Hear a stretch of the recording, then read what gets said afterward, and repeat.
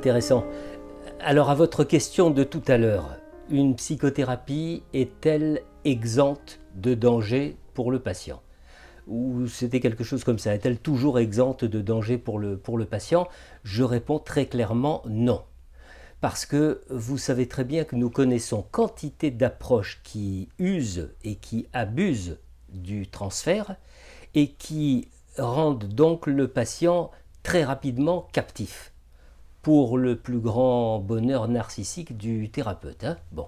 Mais il faut dire aussi que si un praticien du champ de la santé et de la relation d'aide n'est pas capable de reconnaître que la relation entre patient et thérapeute comporte un risque d'emprise et de dépendance, alors je dirais qu'il faut vraiment se méfier de ce thérapeute comme de la peste, y compris chez les praticiens en psychothérapie.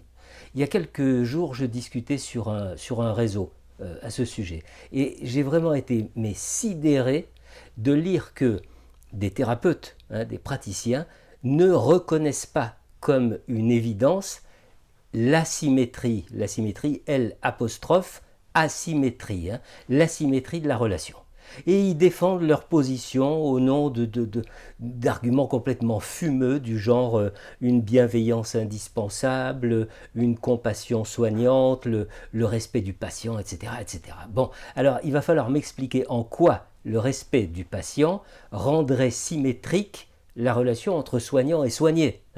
Il faut m'expliquer en quoi le fait d'être particulièrement bienveillant mettrait le patient à l'abri de toute manœuvre perverse. J'ai l'impression que s'abriter derrière des arguments pareils, c'est tout simplement ne pas reconnaître que l'on pourrait soi-même devenir un prédateur. Pourquoi?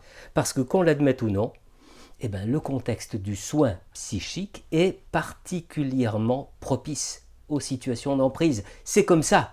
Je reviens souvent, vous savez, aux propos du psychanalyste Jean Clavreul qui disait que une analyse ne saurait être suffisante ou suffisamment approfondie si le praticien n'a pas mis en lumière ses propres traits pervers et son noyau psychotique.